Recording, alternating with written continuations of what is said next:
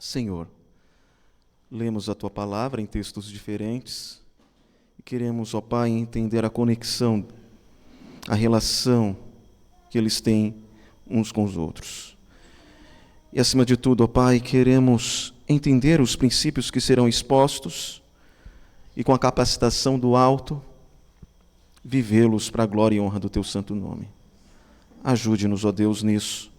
Capacita-nos a expor, capacita-nos a ouvir, aprender e praticar. Oramos em nome de Cristo Jesus. Amém. Podeis assentar?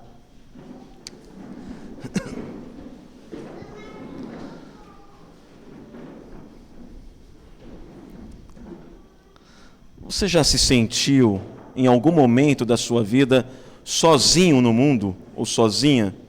Já teve essa sensação? Já se sentiu ignorado pelas pessoas? Você já se sentiu inseguro por conta de alguma circunstância que saiu do seu controle, ou até mesmo por problemas pessoais, por adversidades? Você já foi tomado pela ansiedade quanto ao futuro, ao se dar conta que você não pode controlar tudo que diz respeito à sua vida? É muito provável que sim. Afinal, nós somos finitos, nós somos seres humanos, nós somos instáveis. Mas suponha que você tenha vivenciado essas circunstâncias de maneira intensa, a ponto de não encontrar para si sentido, ou até mesmo de ser tomado ou tomada por um medo estranho de morrer de uma hora para outra. Ou seja, as ansiedades foram tão profundas, tão intensas, que agora você tem crises. E você não consegue controlar. É um medo de morrer, é uma ansiedade incontrolável. Você se sente desequilibrado, sem controle. E imagine que em plena crise de pânico, depressão, vivendo em angústia, dor, sofrimento, e após relutar, porque você tem dificuldade de abrir isso com alguém, você então decide falar com o pastor. E você se aproxima do pastor da sua igreja e começa a expor o seu caso, as suas dificuldades, as suas instabilidades, suas angústias, suas crises de pânico. E depois de te ouvir, ele diz assim: ok, eu entendi. Vamos então estudar sobre a doutrina da predestinação. O quê? Estou falando de angústia, de dor, depressão, ansiedade, crise de pânico. Estudar a doutrina da predestinação? Vai fazer um estudo bíblico comigo agora? Um assunto difícil. Mas ele continua, ele fala assim: e você se considera arminiano ou calvinista? Tá de brincadeira, né? Trazer um assunto desse. Estou falando de uma coisa, vem com um assunto totalmente diferente. Seja sincero, o que você diria para esse pastor? Como você se sentiria? Ele está em outro mundo. Ele está em outro mundo. Eu estou falando de vida, eu estou falando de questões difíceis de eu lidar, e ele quer estudar teologia. Mas o que é isso? Ele quer falar a respeito de uma doutrina que tem gerado atrito entre as pessoas durante séculos. Não faz nenhum sentido. Bem, talvez essa hipótese seja bem real, ou seja, quem sabe você está vivenciando algo semelhante. Você se sinta sozinho, abandonado, ignorado, ansioso com alguma coisa. Talvez você esteja passando por um momento marcado pelo medo.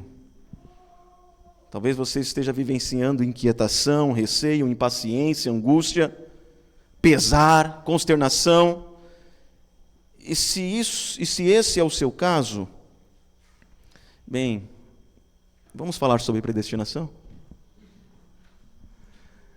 E o que isso tem a ver? Baseado nos textos que nós lemos, eu gostaria de fazer algumas afirmativas, na verdade 4. Primeiro, o bom pastor conhece intimamente as suas ovelhas. Cristo Jesus é o nosso bom pastor. Nós vamos ver quais são as suas ações em relação às suas ovelhas, mas a primeira que eu gostaria que você considerasse é que o bom pastor conhece intimamente as suas ovelhas. Nós lemos duas referências, ou melhor, dois livros distintos. Romanos 8, versículo 29, nós lemos: porquanto aos que de antemão conheceu. Porquanto aos que de antemão conheceu. Mas não para aí. Estes que foram conhecidos de antemão foram também predestinados para serem conforme a imagem de seu Filho, a fim de que ele, Jesus, seja o primogênito entre muitos irmãos. O bom pastor conhece intimamente as suas ovelhas. O versículo 29 do capítulo 8 de Romanos diz que nós fomos conhecidos de antemão. Agora em João, capítulo 10, versículo 14, nós lemos: eu sou o bom pastor, eu conheço as minhas ovelhas. Perceberam a associação? Vocês foram conhecidos de antemão, e o bom pastor agora diz: eu conheço as minhas ovelhas. E este conhecimento aqui não é saber a respeito da existência. Não é algo simplesmente como eu sei que você existe. Conhecer aqui na cultura hebraica tem a ver com relacionamento. Na Revista e Corrigida, quando nós vamos para Gênesis capítulo 4, versículo 1, nós lemos: e conheceu Adão a Eva, sua mulher, e ela concebeu. Você percebe que esse conhecimento aqui é diferente, não é? Não é que ele soube da existência dela. Está se falando, sim, de intimidade. Mas o ponto aqui é que um conhecimento que envolve relacionamento profundo. E em Mateus capítulo 7, versículo 23, nós lemos que no dia do julgamento, Jesus dirá a alguns explicitamente: nunca vos conheci, apartai-vos de mim, os que praticais a iniquidade. Como assim? Existe alguém neste mundo que os olhos do Senhor não alcance? Será que Jesus não tem ideia de que os ímpios existem? Não, a ideia aqui é: nunca vos conheci, no sentido, eu nunca me relacionei com vocês. Nós nunca tivemos comunhão. Você nunca foi amado. Eu nunca vos conheci. E o fato de nunca ter conhecido vocês faz com que vocês vivam em iniquidade, praticando a iniquidade. Note, este conhecimento que nós estamos nos referindo aqui é um conhecimento eterno. O bom pastor nos conheceu de antemão, antes da fundação do mundo. Na eternidade, ele já havia visto os seus piores pecados antes de você nascer. Ele assistiu os seus piores pensamentos. Ele já tinha ouvido suas blasfêmias, mas jamais deixou de amá-lo ou amá-la. Antes da sua conversão, você já era conhecido. Ele já o amava e já havia decidido salvá-lo. O bom pastor conhece suas ovelhas. E ele conhece suas ovelhas de todos os lugares e de todas as eras. O versículo 16 do capítulo 10 de João diz: ainda tenho outras ovelhas, não deste aprisco. A mim convém conduzi-las, elas ouvirão a minha voz, então haverá um rebanho e um pastor. O que Jesus está dizendo é: as minhas ovelhas são muitas. Não estão limitadas àquelas pessoas que no momento ele poderia ver. Mas Jesus, sendo aquele que é o verdadeiro Deus, ele tem conhecimento de que há outras ovelhas, fora do aprisco de Israel. Os gentios, dispersos, espalhados pelas nações, espalhados pelas eras. E Jesus conhece cada uma de suas ovelhas. Ele sabe quem são. Aquele que conta as estrelas sabe de maneira especial e amável quem são os seus eleitos, quem são suas ovelhas. E nenhum desses eleitos irão se perder. Nenhum desses que foram amados e conhecidos desde a eternidade se perderão. O bom pastor conhece, no sentido de amar suas ovelhas, e isto desde a eternidade. E o bom pastor chama suas ovelhas para si, para que elas o conheçam. Esta é minha segunda consideração. Nós vimos, portanto, que o bom pastor conhece intimamente as suas ovelhas. E segundo, o bom pastor chama as suas ovelhas e se revela a elas. Romanos 8:30 agora. E aos que predestinou, a esses chamou. João 10:27. As minhas ovelhas ouvem a minha voz. E sabe por que elas ouvem? Porque Ele chama. Afinal, aos que predestinou, a esses também chamou. E agora Jesus diz: as minhas ovelhas ouvem a minha voz. Eu as conheço e elas me seguem. Vai ser assim, no tempo e no espaço. Deus há de chamar aqueles que Ele elegeu e amou desde a eternidade. E esse chamado é eficaz, a ponto das ovelhas de maneira espontânea irem em direção ao bom pastor e serem direcionadas e guiadas por Ele. As ovelhas do bom pastor são conhecidas por Ele desde a eternidade. E as ovelhas que o bom pastor conhece desde a eternidade serão atraídas ao bom pastor para conhecê-lo. Como afirmou o profeta Jeremias, em seu capítulo 31, versículo 3, de longe se me deixou ver o Senhor, dizendo, com amor eterno eu te amei, por isso com benignidade eu te atraí. Eu te amei na eternidade, no tempo e no espaço, eu te atraí. Agostinho dizia que Deus é o sedutor infalível. Ele muda as disposições do nosso coração através da regeneração, fazendo com que nós nos encaminhemos até Ele. E quando isso acontece, é o bom pastor chamando. E as suas ovelhas, conhecidas e amadas desde a eternidade, seguindo-o. Jesus atrai suas ovelhas através da pregação. É por meio da pregação que acontece o chamado eficaz. É por meio da pregação do Evangelho que o bom pastor chama as suas ovelhas. As minhas ovelhas ouvem a minha voz, eu as conheço e elas me seguem. E aos que predestinou, a esses também chamou. Esse chamado do bom pastor às suas ovelhas é poderoso e eficaz. E deve ser assim, meus irmãos.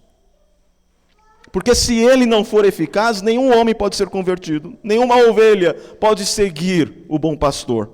Afinal, como nós lemos em Efésios capítulo 2, a partir do versículo 1, ele vos deu vida, estando vós mortos em delitos e pecados, nos quais andaste outrora, segundo o curso deste mundo, segundo o príncipe da potestade do ar, do espírito que atua nos filhos da desobediência, entre os quais também todos nós andamos outrora, segundo as inclinações da nossa carne, fazendo a vontade da carne e dos pensamentos, e éramos por natureza filhos da ira, como também os demais.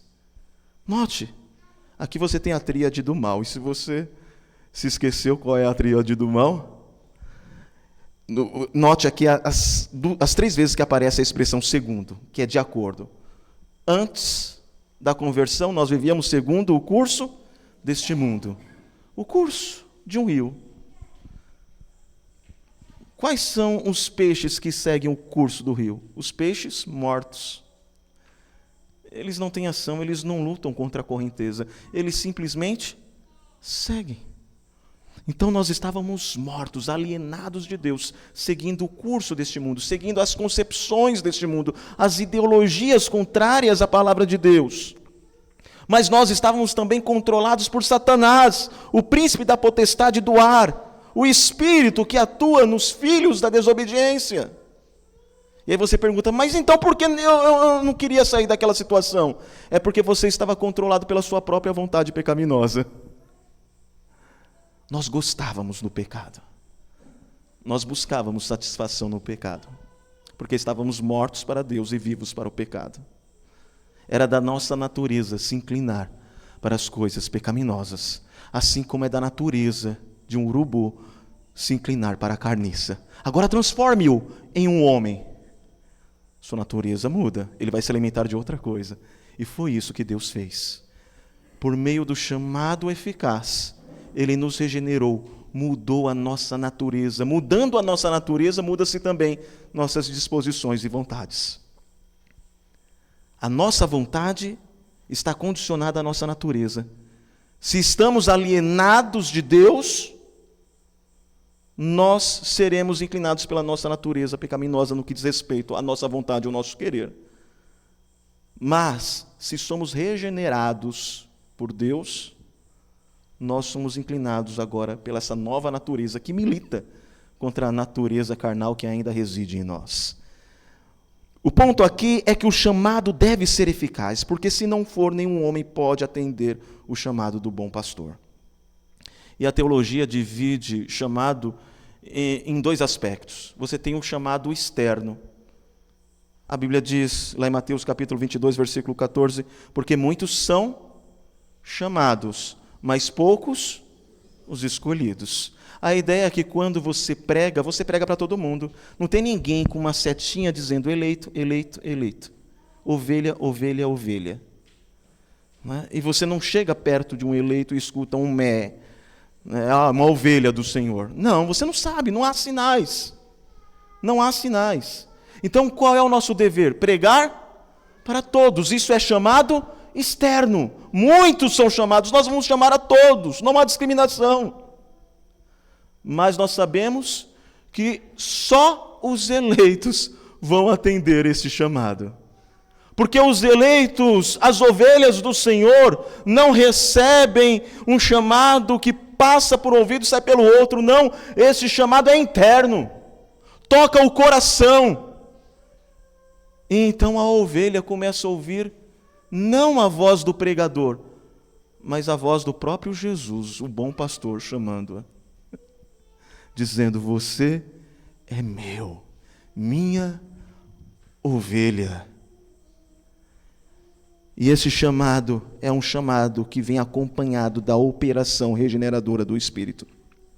Afinal, como Paulo afirma, Filipenses 2:13, porque Deus é quem efetua em vós tanto o querer como o realizar, segundo a sua boa vontade.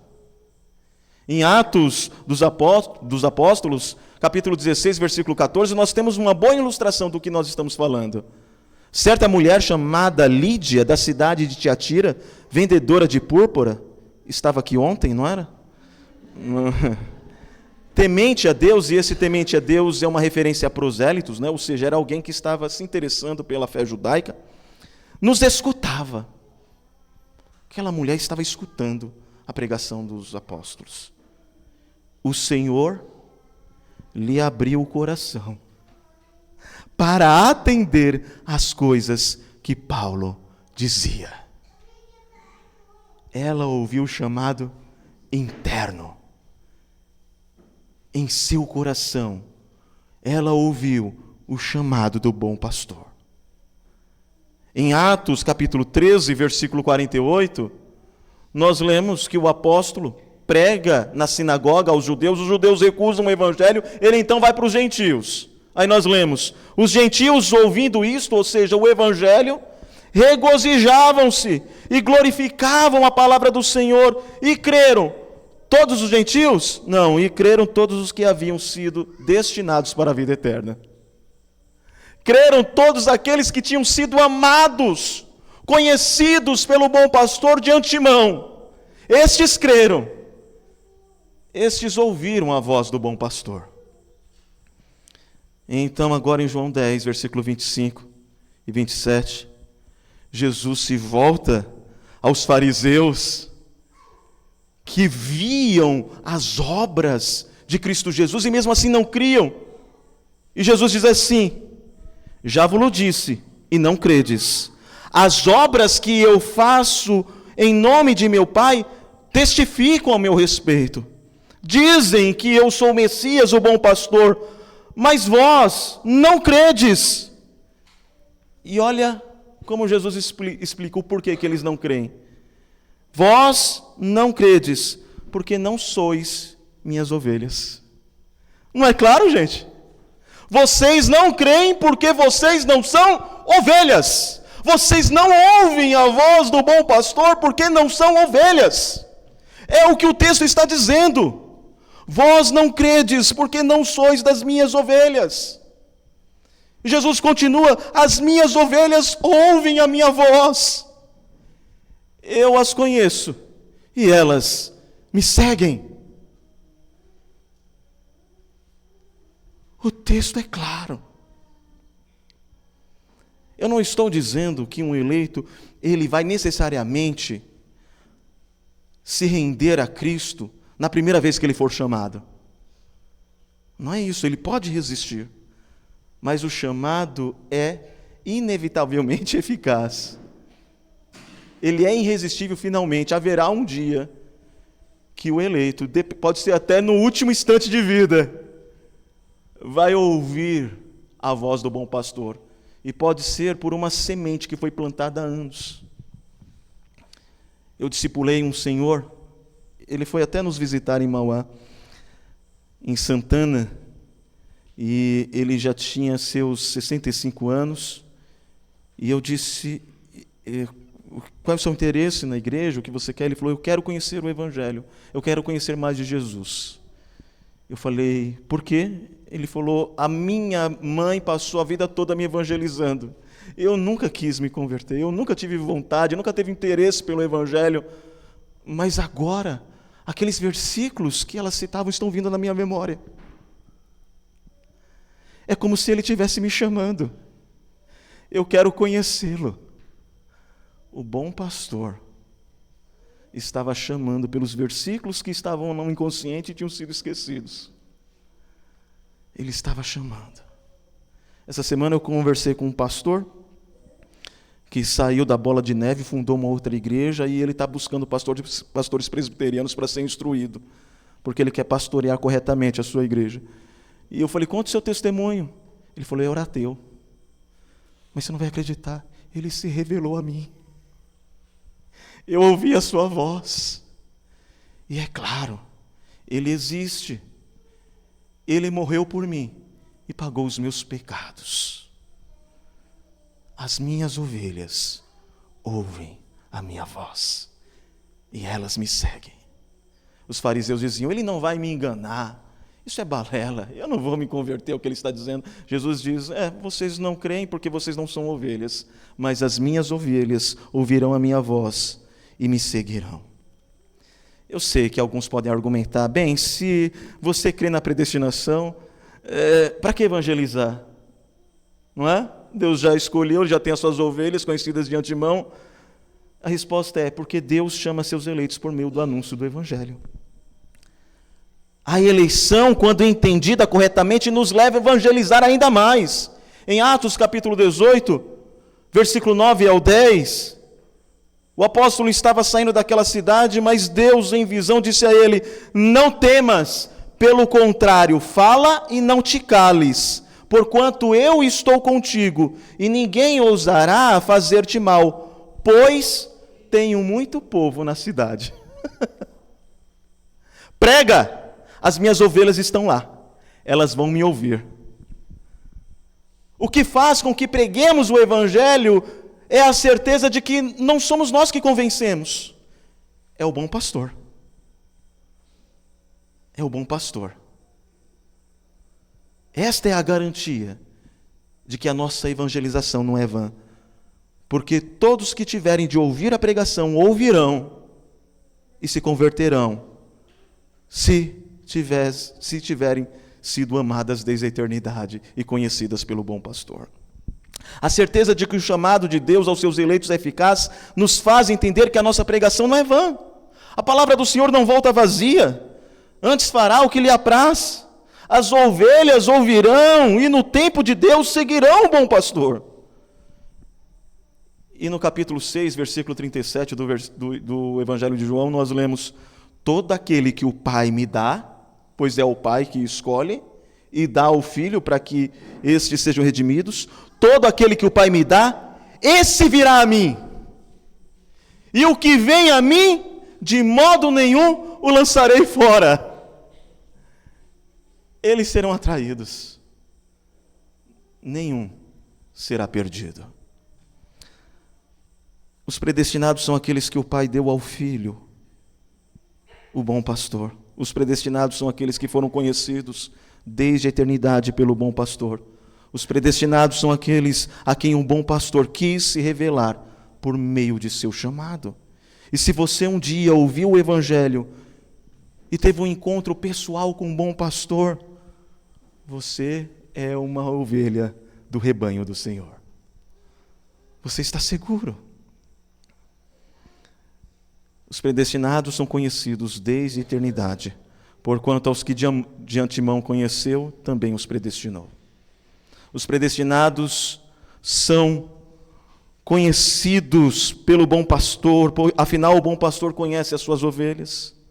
Os predestinados são chamados, e aos que predestinou, a esses também chamou. E Jesus diz: as minhas ovelhas ouvem a minha voz, eu as conheço e elas me seguem. E os predestinados são justificados. O texto, no versículo 30 de Romanos 8, diz: e aos que predestinou, a esses também chamou. E aos que chamou, a esses também justificou. Ok, como o bom pastor justifica as suas ovelhas? Como?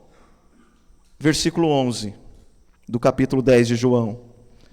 Eu sou o bom pastor. O bom pastor dá a vida. Aqui é específico. Ele não diz que dá a vida por todos.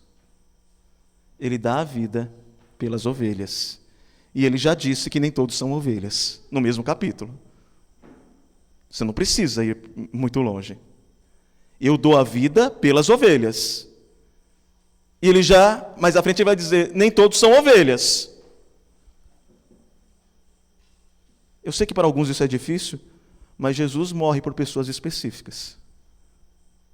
E nós vamos entender isso. Eu sou o bom pastor dá a vida pelas ovelhas. Versículo 15. Eu dou a minha vida pelas ovelhas. Versículo 17. Por isso o Pai me ama, porque eu dou a minha vida para reassumir. Ninguém a tira de mim. Pelo contrário, eu espontaneamente a dou. E Ele dá a sua vida pelas suas ovelhas. Tenho autoridade para entregar e também para reavê-la. Este mandato recebi de meu Pai. Retorno com a pergunta: como o bom pastor justifica as suas ovelhas? Pois aos que chamou também justificou. Gálatas capítulo 3, versículo 13. Cristo nos resgatou da maldição da lei, fazendo-se Ele próprio maldição em nosso lugar. Porque está escrito: maldito todo aquele que for pendurado no madeiro. A ideia é que a maldição, que a ira de Deus, que deveria cair sobre nós, caiu sobre o bom pastor. Ele sorveu a ira de Deus. Ele tomou o cálice amargo. Ainda que no Getsemane ele tenha dito: Pai, se possível, passa de mim este cálice. Todavia, seja feita a tua vontade. E na cruz ele bebe o cálice da ira de Deus até a última gota. E agora, com este cálice vazio, ele pode enchê-lo com o cálice transbordante da salvação. Mas para que nós antes bebêssemos o cálice da salvação, foi necessário que ele bebesse o cálice da ira de Deus. Foi necessário que ele se fizesse maldição em nosso lugar. 1 Pedro 2, versículo 24. Carregando ele mesmo em seu corpo, sobre o madeiro, os nossos pecados, para que nós, mortos para os pecados, vivamos para a justiça. Por suas chagas, foste sarados. Pedro está lembrando de Isaías 53. Certamente, Ele tomou sobre si nossas enfermidades e as nossas dores levou sobre si. Nós o reputávamos por aflito, ferido de Deus e oprimido. Ele foi transpassado pelas nossas transgressões e moído pelas nossas iniquidades. O castigo que nos traz a paz estava sobre ele, e pelas suas pisaduras fomos sarados. Deus não simplesmente nos perdoa. Ele não olha para as suas ovelhas e diz assim: eu vou fingir que vocês não pecaram. Não, os pecados devem ser pagos. E quem paga então? O bom pastor. O bom pastor. Todos nós andávamos desgarrados, como ovelhas. Cada um se desviava pelo caminho, mas o Senhor fez cair sobre ele a iniquidade de todos nós. Ele levou sobre si o nosso castigo.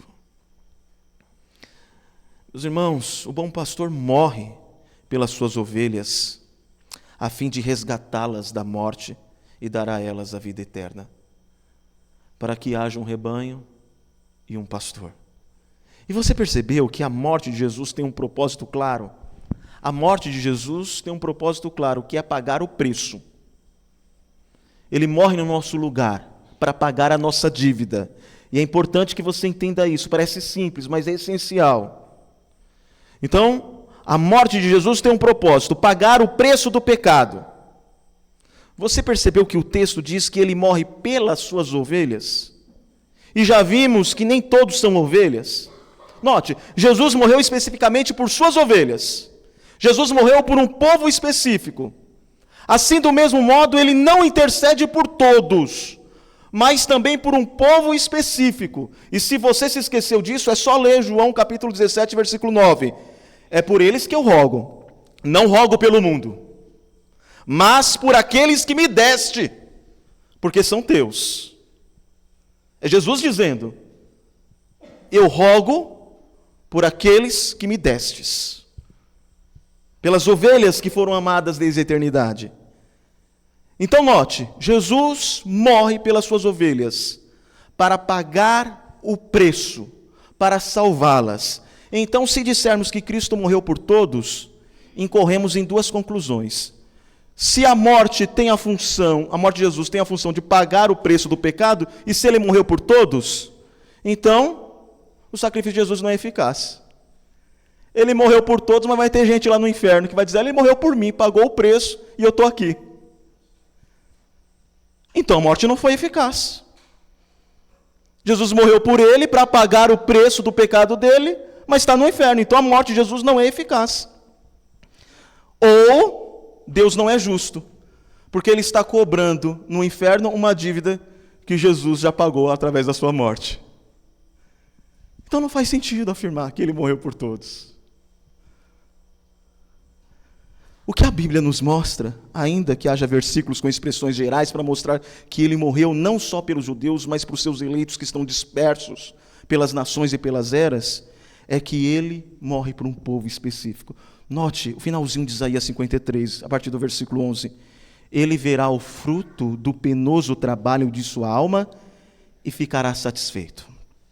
O meu servo, o justo, com o seu conhecimento, justificará a todos, justificará a muitos.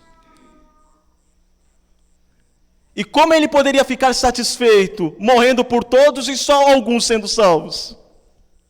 Mas ele está satisfeito porque todos pelos quais ele morreu serão resgatados. O meu servo justo, com o seu conhecimento, justificará muitos, porque as iniquidades deles ele levará sobre si. Jesus morre pelo seu povo, a fim de justificá-lo. E o texto continua. Aquele que olhou para o resultado do seu penoso trabalho e ficou satisfeito, ele se regozija, porque sabe que todos aqueles que o Pai lhe deu foi salvo. E o texto continua dizendo, por isso eu lhe darei muitos como a sua parte. Interessante isso, né? Lhe darei muitos como a sua parte, e com os poderosos repartirá ele o despojo. Porquanto derramou a sua alma na morte, foi contado com os transgressores, contudo levou sobre si o pecado de muitos, e pelos transgressores intercedeu. Mateus 1:21 diz, ela, se referindo a Maria, dará à luz um filho, e lhe porás o nome de Jesus, porque ele salvará o seu povo. Específico. Mateus 26, versículo 28, o texto que nós sempre lemos na Santa Ceia. Porque isto é o meu sangue, o sangue da nova aliança, derramado em favor de muitos, para a remissão de pecados. João 11, versículo 49, é interessante esse texto. Caifás, porém, um dentre eles, sumo sacerdote, naquele ano advertiu-os, dizendo: vós nada sabeis, nem considerais que vos convém que morra um só homem pelo povo, e que não venha a perecer toda a nação? Olha a observação de João. Ora, ele não disse isso de si mesmo, mas sendo sumo sacerdote naquele ano, profetizou que Jesus estava para morrer pela nação, pelos judeus. E não somente pela nação, mas também para reunir em um só corpo os filhos de Deus que estavam dispersos. Ele morreu pelos filhos de Deus que estavam dispersos em outras nações. As ovelhas que não faziam parte do aprisco de Israel, mas que seriam chamadas e ouviriam a voz do bom pastor. Atos 20, 28, atendei por vós e por todo o rebanho sobre o qual o Espírito Santo vos constituiu bispo, para pastoreardes a igreja de Deus, a qual ele comprou com o seu sangue. Está dizendo que foi a igreja. E o que é a igreja? A igreja é composta pelos eleitos, pelas ovelhas do Senhor. Foi pela igreja que ele derramou o seu sangue, foi pela igreja que ele se sacrificou. E Apocalipse capítulo 5, versículo 9, nós finalmente lemos: e entoava um novo cântico, dizendo: digno és de tomar o livro e de abrir-lhe os selos, porque foste morto, e com o teu sangue compraste para Deus os que procedem de toda a tribo, língua, povo e nação. Não está dizendo que ele salvou toda a tribo, mas ele está dizendo que os salvos são pessoas que procedem de várias tribos, de várias línguas e de várias nações. São as ovelhas dispersas, as quais ele atrai para si. E é por essas ovelhas que ele morre. Conta-se a história que um capelão de um exército inglês,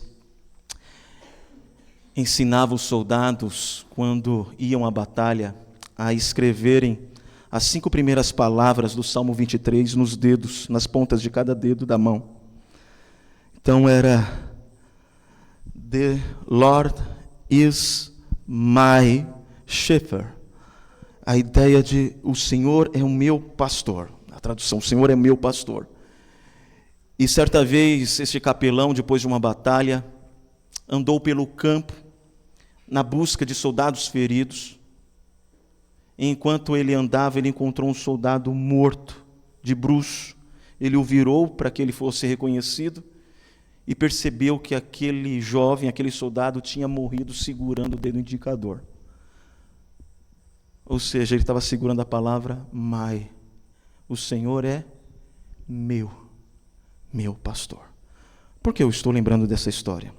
Eu quero que você perceba a beleza dessa doutrina, a doutrina da redenção objetiva.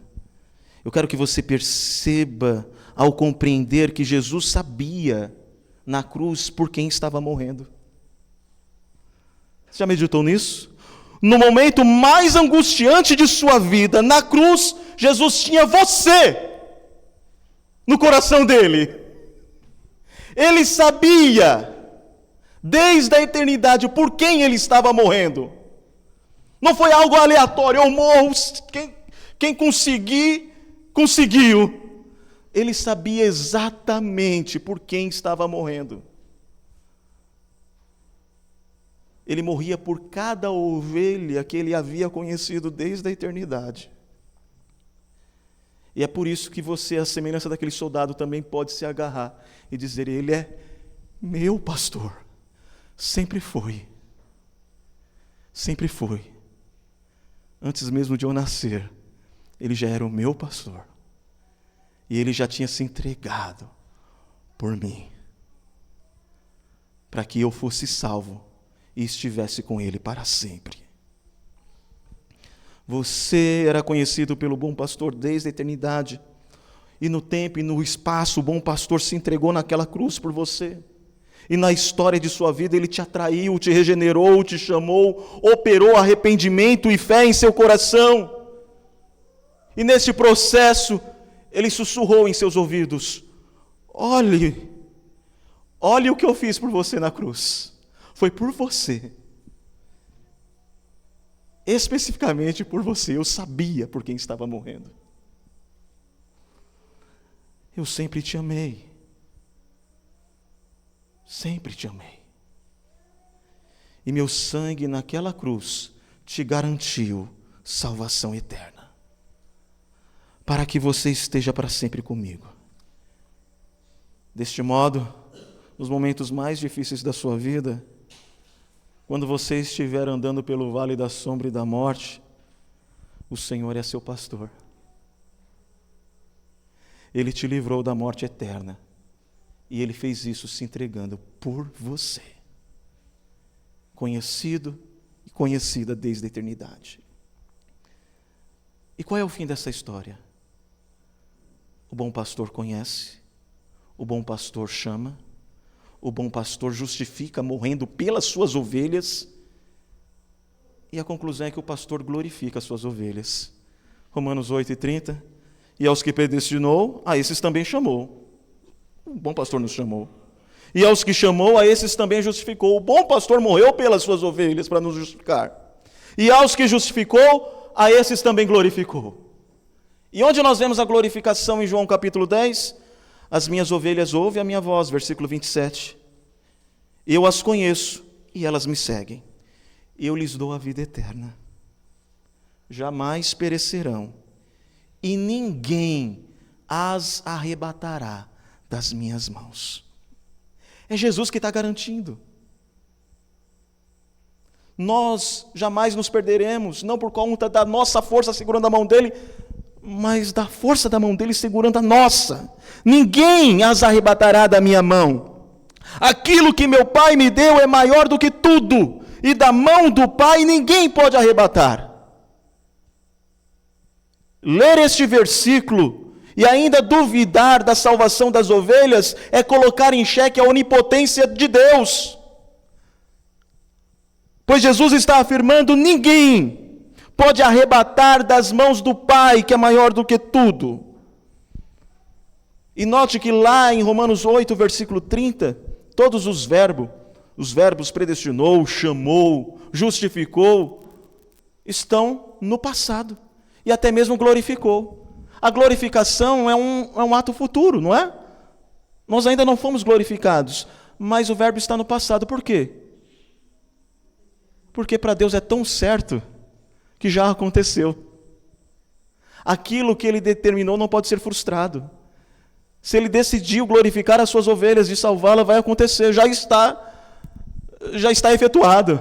Você não vai chegar lá no céu e Deus vai olhar para você e falar assim: puxa vida, hein? Rapaz, eu achei que tinha hora que você não ia conseguir. Não, você não vai surpreender a Deus. Embora a glorificação seja um evento futuro, na perspectiva dos decretos infalíveis de Deus, já é um fato consumado. Afinal, a vontade do Senhor não pode ser frustrada. Aquele que começou a boa obra em nós, há de completá-la até o dia de Cristo Jesus. Filipenses 1, versículo 6.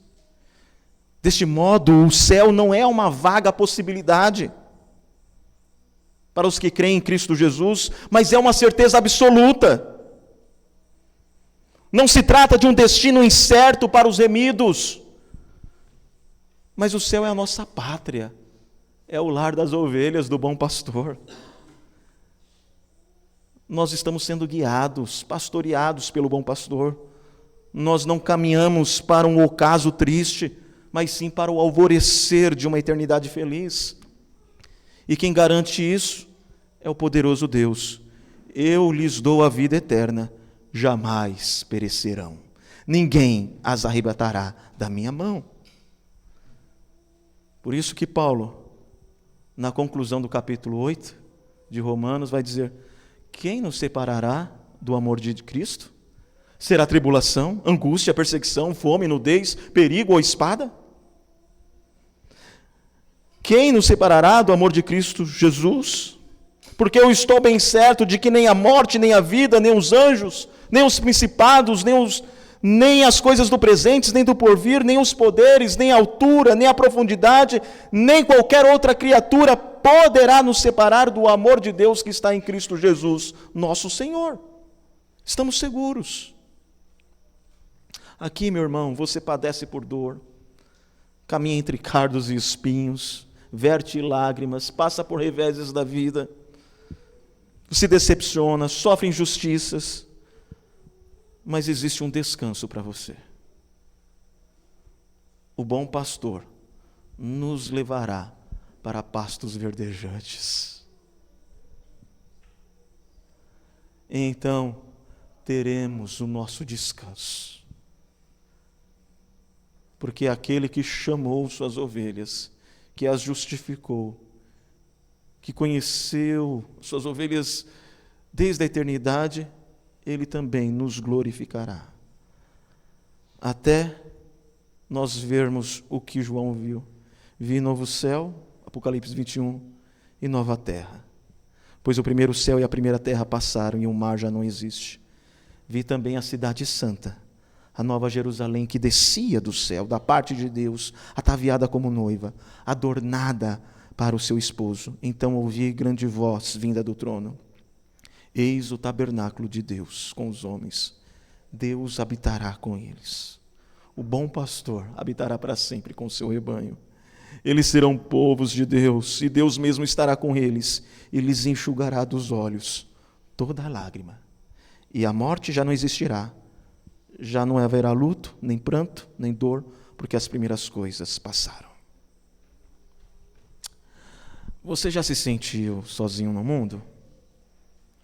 Você já se sentiu ignorado pelas pessoas? Você já se sentiu inseguro? Já foi tomado pela ansiedade quanto ao futuro? Então se lembre de cada doutrina da predestinação, da perspectiva do bom pastor. Se você é uma ovelha de Cristo, lembre-se, você não está sozinho. O bom pastor te conhece desde a eternidade. Porquanto aos que de antemão conheceu, eu sou bom pastor, conheço as minhas ovelhas. Você não é ignorado. O bom pastor olha você e se revela a você. Ele te chamou para si. E aos que predestinou, a esses também chamou. As minhas ovelhas ouvem a minha voz, eu as conheço e elas me seguem. Ele o chamou para si, para que você então conhecesse aquele que já te conhecia desde a eternidade, antes mesmo de você nascer. Eu sou o bom pastor, conheço as minhas ovelhas, você não é ignorado. E elas me conhecem porque o bom pastor se revela a elas. Você já se sentiu inseguro? Não se sinta. Seus pecados foram perdoados por aquele que morreu por você. E aos que predestinou, chamou, e aos que chamou também justificou. Assim como o Pai me conhece a mim, eu conheço o Pai, e dou a minha vida pelas minhas ovelhas. Disse Jesus, eu sou o bom pastor dá a sua vida pelas suas ovelhas. E é assim que Ele nos justifica, é assim que Ele paga o preço do pecado. É assim que Ele paga a nossa conta para que nós agora, sem dívida alguma, possamos herdar os céus. Quem tentará acusação contra os eleitos de Deus? Se é Cristo Jesus quem os justifica por meio da sua morte. Não há mais preço a ser pago, Ele já pagou, Ele morreu pelas suas ovelhas. Você está ansioso pelo futuro? Lembre-se, o seu destino é a glória. Aos que predestinou, a esses também chamou. Aos que chamou, também justificou. Aos que justificou, também glorificou. Você não pode ser perdido. Jesus diz, eu dou a vida eterna às minhas ovelhas. Jamais perecerão. Ninguém as arrebatará da minha mão. Eu quero que você abra agora a sua Bíblia no Salmo 23. E nós vamos ficar em pé. E a igreja vai ler o Salmo 23 inteiro. Ok? Fique em pé. Salmo 23.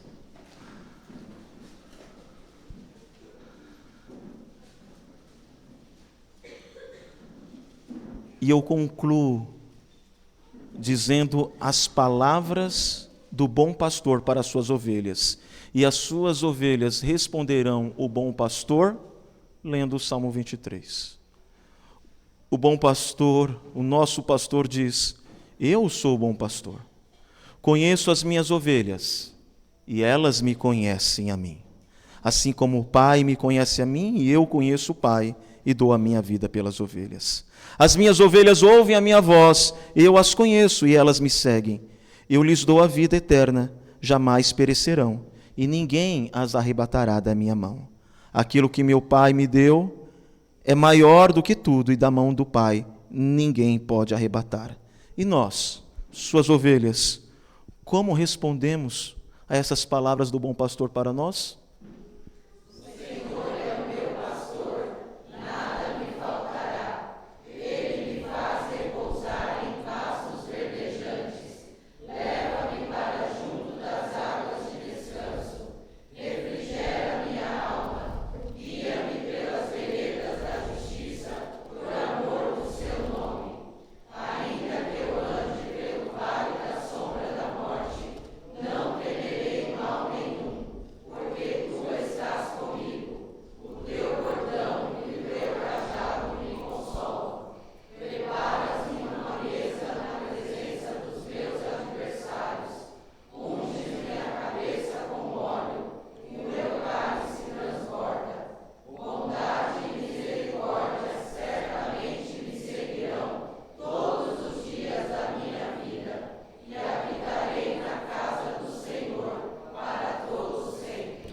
Amém.